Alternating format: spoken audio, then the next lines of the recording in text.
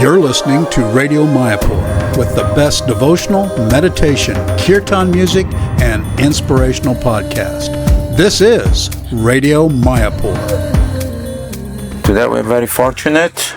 In Radio Mayapur we are doing a podcast with Yadubara Prabhu. This is Gangadas. We are always in England. The weather is a little funny. Sometimes it goes hot and cold. Wind and sun and rain. Look like there are 4 seasons in a day. But we are near the manor, a beautiful temple which was donated by George Harrison many years ago. We have lots of devotees, big congregation. And today we are interviewing Yadubara Prabhu, who was born in 1943 in California, Orange County, and studied in University of Berkeley. And then he was in the Peace Corps in Malaysia for 3 years. And then he studied photography school. And in 1969 and 1970, 69, you met Srila Prabhupada. That's right. So tell us a little bit about yourself, where you grew up in your family, and how was your upbringing.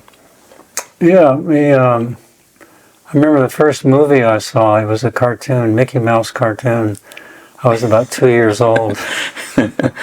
Was black and white at that time? Yeah, it was black and white. Yes. It was projected on the wall of our living room. Okay. With a film projector, and I was very frightened. I was crying. You were scared. I was scared. This wasn't a very good beginning for a filmmaker. It's something which leaves an impression in your mind. Yeah. My parents are, middle class. My father is a history professor, American history professor. My mother was a teacher in high school. She taught French and Spanish. Wow. And unfortunately, she passed away very early when I was 17. Okay. But we had a very loving family growing up. And were you the only son? no, I have an older brother. Okay. He was actually in the Navy for flying Phantom jets. Wow. He flew during Vietnam. Wow. So we had very different lifestyles in that early period. I was in the Peace Corps and he was in the War Corps. Yeah, so opposite direction. Opposite. But my dad actually, he came to India. Let me go back. My first professional assignment after school was to cover the Hare Krishna movement for a magazine, Asia magazine. I took the pictures and Vishaka did the article. Nice. When we walked in the temple, she was completely turned off, quite, didn't like it. And Which temple was it? That was the Brooklyn Temple, Henry Street. Oh, okay. 1970. And I had the opposite reaction. I was very attracted right away for some kind of mystical reason. But so anyway, we did that article, and that was published. And then I had to do a master's thesis in photography. So I was very attracted to the devotees, the philosophy, the prasadam, everything really. So I decided, let me go to India to do my thesis and meet Prabhupada. And I did that, and I flew to India, to Mumbai, in December 1970. And the devotees had just left the house, so I had the address for them. And the host, one of the devotees, he said that they've gone to Surat, Gujarat. So he put me on a train that night, and I arrived around 8 o'clock at night. Then I knocked on the door, and the person who answered was the first person I met at the Henry Street Temple. And that was, I forget his name, Rishi Kumar. Rishi Kumar, okay. Yeah. Nice.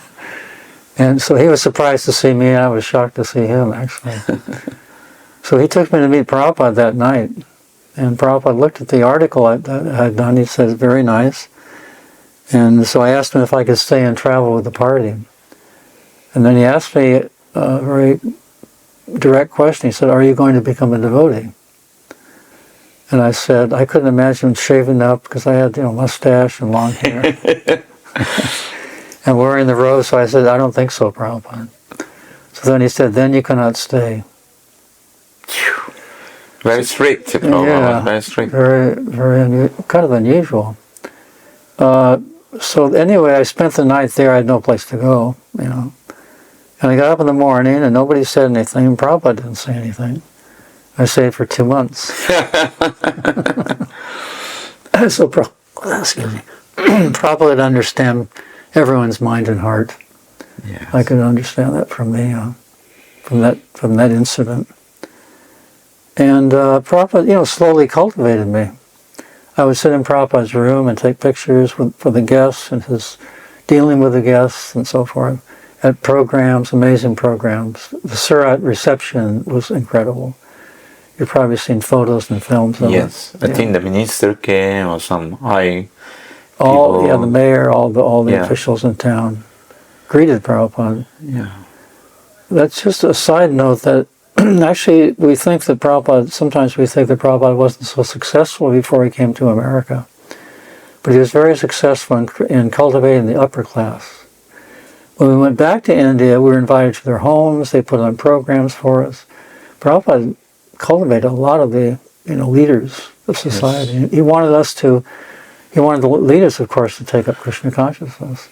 So he was very successful in that. Nice. Yeah. So we traveled in the party for a couple of months, went to different places, Surat, and then Mumbai, and then Allahabad for the Kumbh Mela. That was a shock for you, Allahabad. With tons of millions of people, naked people with ashes, funny guru, funny sadhus. Prabhupada said we should be very careful not to offend them. Of course. He said they're very powerful, yes. Some of them. Yes. In fact, he said 2 of them came to him. They looked like young boys, but they were very old. And I don't know what the conversation was about. Because he spoke to them in Hindi or Bengali or some different language. I don't know. I wasn't there, but Prabhupada told us that. At that time, I was very cold. It was February 1971. Very cold that year. In fact, every year it's quite cold. Yes. So I decided to leave after a couple of weeks, 2 or 3 weeks in Allahabad. They stayed a month. I went to Benares to meet a friend. I knew the devotees were coming there afterwards, so I waited for them. And then I found out where they were staying when they arrived, and I went to that house, and Prabhupada was in the backyard. And he was sitting on the ground. He had just finished his massage. And he was sitting there, bare chested and just golden. Just, shining. Devotees were sitting around him, and Prabhupada had a pot of gur. He had broken the pot and given pieces to devotees to lick. And everybody was just in a wonderful mood. Prabhupada looked at me as I walked in. He said, he smiled, a big beaming smile. He said, "Krishna has captured you." And that was very, very nice to hear. Yeah. So when actually you decided to take initiation from Srila Prabhupada? Well, Vishaka came after 2 months to meet Prabhupada. And Prabhupada asked us to, we wanted to do another photo essay on a quaint Indian village untouched by modern technology. So we asked Prabhupada where to go. We didn't know where to go. And he said, wherever you go, you'll get your camera stolen and they will cheat you. Maybe Vishaka related to that. Yes, yeah. she took. And, so he said, best to go to Vrindavan. So we did that. First we went to Nepal and found a beautiful abandoned little cabin, hut really, about 10,000 feet in a beautiful valley.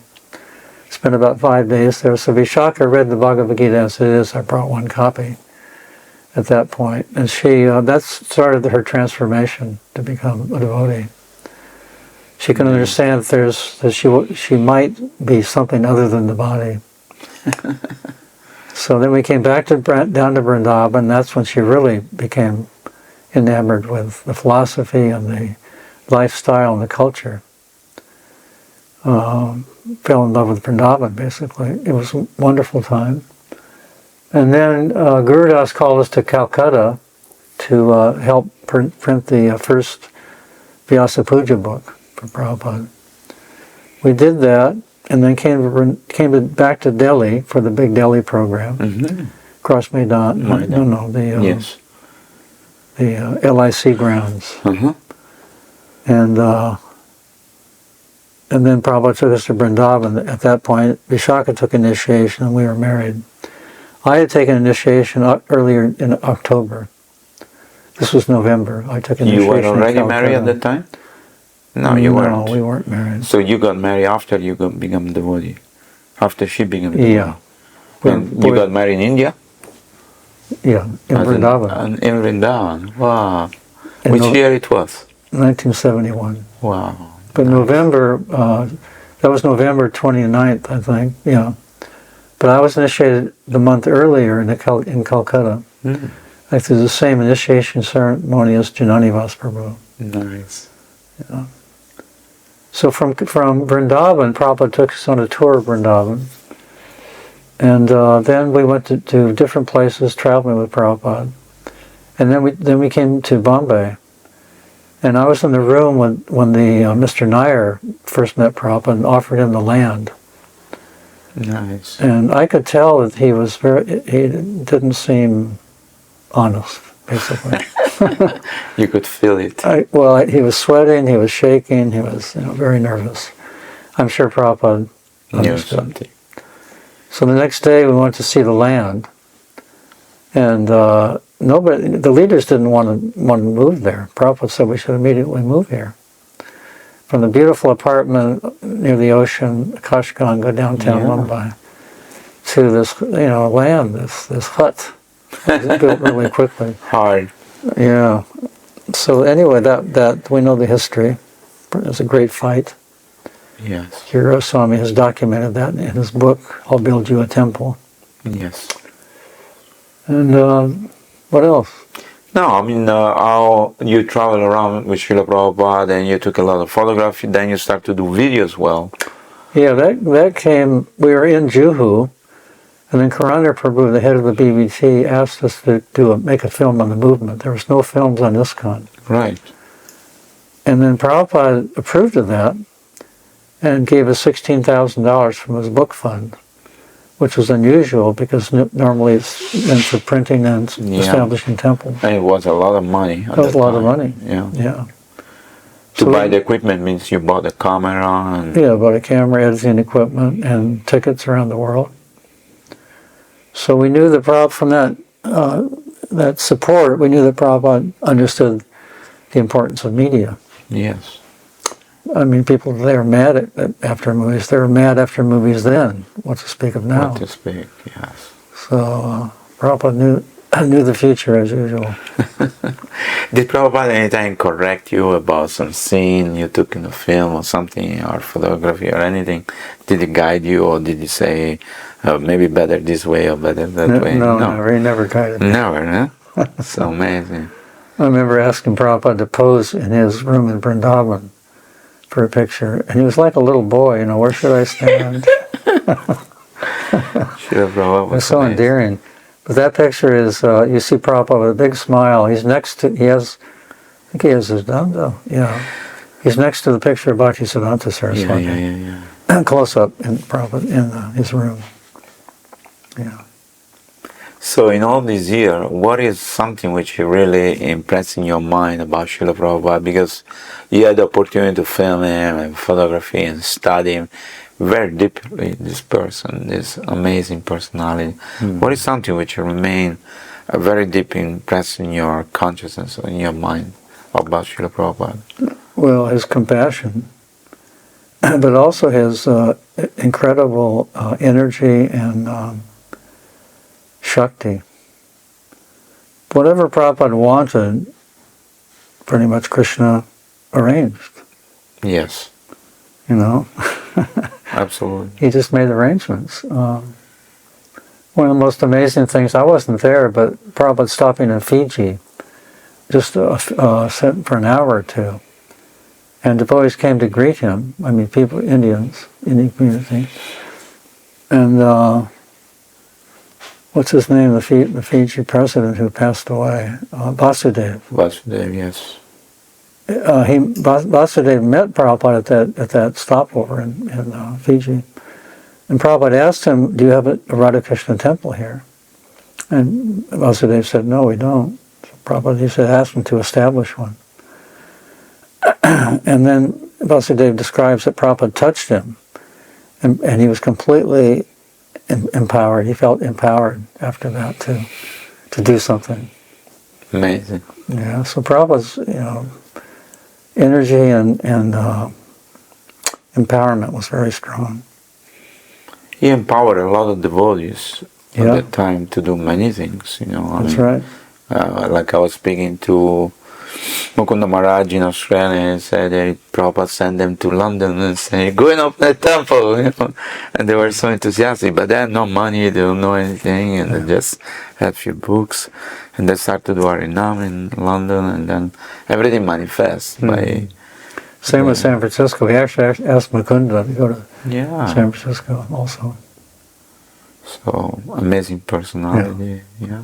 But Krishna made all the arrangements. That means whatever his desire, then Krishna allowed it to happen, because he was sincere, honest, and devoted to the Lord. Wonderful. So, any particular story you like to tell us about Srila Prabhupada that you personally had experience with him? Yeah, what sticks out of my mind is pretty much the only time that Prabhupada chastised me. Why did he chastise you? That's a long story. Tell us in Anyway, short. we were in Denver, Colorado. We're on a morning walk. At that time, previous few months, devotees were very much into diets, how to improve the health through dieting Right, and fasting. right. But there were some disastrous results, and mine was one of them. Oh. It didn't really work out. I actually lost a lot of weight. I couldn't really, You never regain it, man. Well, I did. I did. I did, but yeah. Anyway, on the morning walk, so Prabhupada was, I think Tamal Krishna Goswami said, Prabhupada, we should just die eating prasadam. Prabhupada said, yes, we should die eating prasadam. And then we were walking along, and so I thought I would add my experience. I said, yes, Prabhupada, these diets are useless. So Prabhupada planted his cane, turned around to me and said, the diet is useless or you are useless. And that was the perfect answer. Yes. Because what was happening there, I was blaming the diet and not taking responsibility. That's what we do, we tend to do, conditioned souls. Yes. We blame someone else or somebody some else. circumstances, and we don't take responsibility ourselves. Absolutely. That was a great lesson. Yeah. Amazing how so simple, but Prabhupada could redirect Yeah, and make you understand things immediately. immediately. Wonderful. So, any other things you'd like to tell us that you feel like our audience should know about Srila Prabhupada? You spend a lot of time with him, and you visit many temples with him. Yeah. So, Yeah. were you treated specially because you were doing video, or no? You're just a devotee and you're moving around? Pretty much, yeah, just regular. Yeah. You follow the same program, Temple Mangalarti, Mhm. lectures, and Yeah. Sometimes we would try to film Prabhupada. He actually stopped us in Denver. Before Denver, we were filming him extensively in Los Angeles for a film in his life. We asked him if we could do a film in his life. And first he said, what is the need? So I said, the people in the future want to know who started the movement. So Prabhupada thought for a bit, and he said, yes, you can do. You can do it. So we filmed extensively in LA. Then we went to Denver and set up lights in front of his Vyasasan. So we came back from the morning walk, and there were some, bright lights on the Vyasasan. He wasn't very happy at that. So after the morning program, he called us into his room and he said, whether I'm sitting in Los Angeles or I'm sitting here, what is the difference? So, the same program. So then that kind of put a halt to our extensive filming of Prabhupada. Some other filming went on after that. But Prabhupada was concerned what would we do next. So I told him that Kirtanananda Swami wanted us to do a film on New Vrindavan. And he liked that idea. Mm-hmm. So that was our next film, Spiritual Frontier. Yes, I've seen that film. Beautiful. It's very nice. So, but it was not so much into like lights or makeup or things. Like he wanted natural type of things of film about him. But but his point was that it's the same. Why are we taking this film again and again? The same thing, Guru Puja and like that. That was his point. So anyway, we stopped filming this extensively and did other projects like the Spiritual Frontier, New Vrindavan. We did a film on life, how life comes from life and not matter, called Spark of Life. Yes. Have you seen that? I've seen that. Yeah. Yeah, that's beautiful. Yeah. There's stories behind each of these films, and we have a account of that similar to what we're talking about now, a full kind of running account with pictures on our YouTube channel. Okay. YouTube channel. So people who want to re-see these films, or if they haven't seen them, they can search on YouTube. That's and right. what should be the line to search in YouTube? Yeah, the channel is Hare Krishna Film Classics. Hare Krishna Film Classics. Right. Nice. Okay. All those films are there. And there's this account, as I said, of Vishak and I discussing our history with photographs that accompany that. Nice. Each of the films we made and Prabhupada's reaction to them. And, beautiful. yeah. Do you have any new project you're doing now? Yeah, we're doing restoring all the old original films. Mm-hmm. I mean, digitized. Digitized, yes, but in a higher quality. They're already digitized. Okay. But we can only afford SD, standard definition quality. Okay. That was back in 1998. Everything was digitized. Right. But now there's 2K, there's 4K, there's 8K quality. Different quality. Yeah, so 4K is fine. It'll get the maximum resolution out of a 16 millimeter frame. Nice. And it's really important that we preserve them in the highest quality. Absolutely. And that's kind of an urgent need because the films deteriorate. Mm-hmm. There's also threat of loss or fire. Or like if for storage of all this, you have clouds or something. I don't know how you store this film. No, I don't know what is the technology today. Yeah, we have hard drives. Okay, hard drives. Yes, and we can put it on the cloud. That's not too hard. But we have hard drives in different locations. Okay, so that they're safe. Yeah, but it's important to get the transfer done from the original films onto that higher quality digital. What about all the photographs, black and white? You did, there must be thousands of photographs. Yeah, you store also these. That's with the archives, Bhaktivedanta archives. So if people want to see those photographs, they can also access. They have to access them. Yeah. From where? From the Bhaktivedanta archives. Bhaktivedanta archive, which is located where? North Carolina. North Carolina. Yeah. So if you go to Google and say Bhaktivedanta archives, do you need a permission or you can just access? They have they sell the photographs. Okay, but you can see them. You can see them. Your computer. There's low quality. I think there's 20,000 low quality pictures of Prabhupada. Nice. Yeah, so a lot of them are there. A lot of the still pictures we took before we became devotees in India. Uh-huh. They're not available. We need to access them and make them From available. where? Where are they? They're with the archives. Some are with us. Some of the archives. So maybe you have to transfer those also into the archives as well. Yeah. Which nowadays I don't think it's difficult to do that. Scan them. That's right. Right? Yeah. It's not difficult. Very nice. So, is there any message you'd like to give to the audience of Radio Mayapur? To the people who are listening today to our podcast? Well, one last thing is that Prabhupada told me never to put my camera down. I was actually in a kirtan, taking photos of a kirtan in Paris. There was an installation of the deities. So at one point I put my camera down and then started dancing. And I looked at Prabhupada and he said, come here. No. Don't put the camera down. So it was really loud kirtan, so I had to put my ear very close to Prabhupada's mouth. And the words that came out were, never put your camera down. That's a beautiful So anyway, I always carry my my phone, which has a camera. And you take nowadays. Nice. But I'm not sure if we're going to make another film.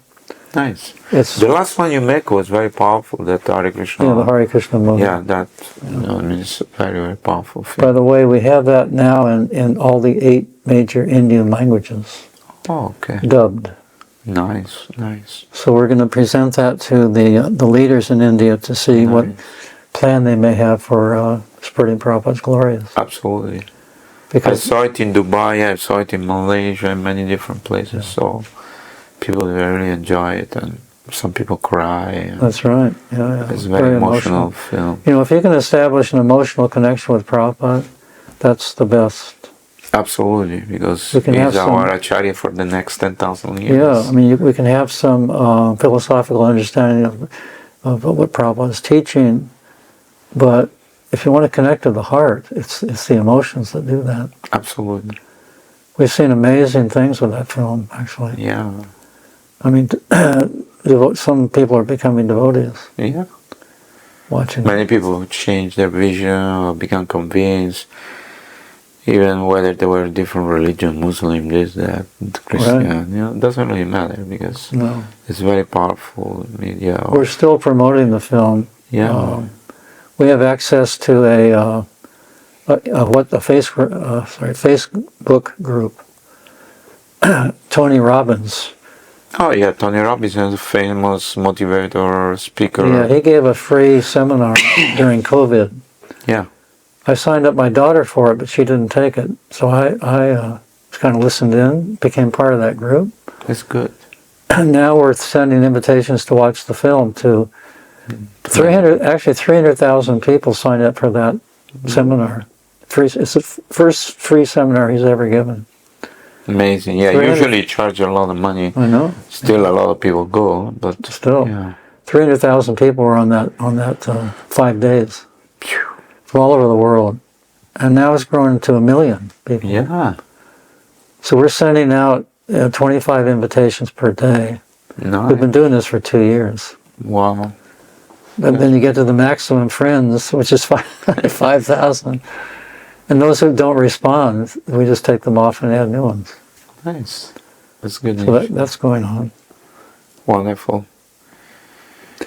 So any other question I did not ask you? You like to say something more that I haven't asked you? Any particular things? You think? Any more questions? Well, no, I can ask millions of questions. Well, let's say, okay, how do you see the future of ISKCON? For example? The future of ISKCON? Yes. I mean, with your perception, what was before and all the changes that happened and how we can improve. Now we have 700 temples, we have many schools, we have many farm community, thousands of millions of devotees are joining. So the future is bright. So how we can maintain the focus on the mission of Lord Chaitanya and not just get lost into the institutional aspect, for example, one. Well, the best way is to become pure. Okay. Each one of us, pure in heart. That's the best way. Prabhupada always wanted that from all of us. Actually, the last words of Prabhupada to me were in 1977. He was just a few weeks before he left. I was leading the kirtan. I was the only one in the room, 2 a.m, singing. And at one point I stopped and was going to start again. And then Prabhupada said, a person who is expert in one thing, you like the singing, a person who is expert in one thing has the tendency to become expert in all things. Now become expert in Krishna consciousness. Nice. And that's something for all of us. Absolutely. So that's the best way individually to become, cooperate and become one. When you're Krishna conscious, these differences fall away. Yes. They're not so significant. Yes. So there are so many things in common. Many things in common. Yeah. So these small things like how we're preaching and who should become guru, and these questions are not so important to divide us. Absolutely, yes. That's the thing. That's the thing I see the biggest threat. And Prabhupada's his famous statement about your love for me will be shown by how much you cooperate after I leave. So we know his desire. It's just a matter if we want to fulfill it. Yes. Thank you so much, Yadubara, for being with us today to this podcasting. I hope to see you in Mayapur, and I can serve you in some possible way. We'll see you soon. Thank you so much. Jai Srila Prabhupada. Jai Prabhupada. You're listening to Radio Mayapur with the best devotional, meditation, kirtan music, and inspirational podcast. This is Radio Mayapur.